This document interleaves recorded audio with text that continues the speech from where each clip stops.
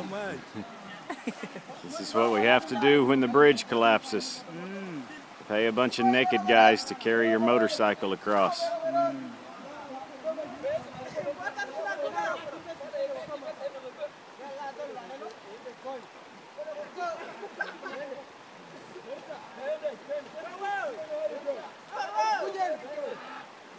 It's about chest deep water right there.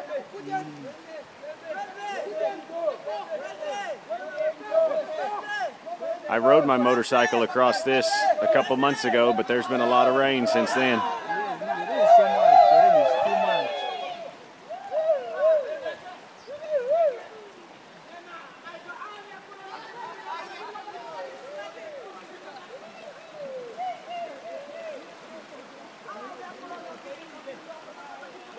Yep, you're going to start seeing nudity once they come out of the water.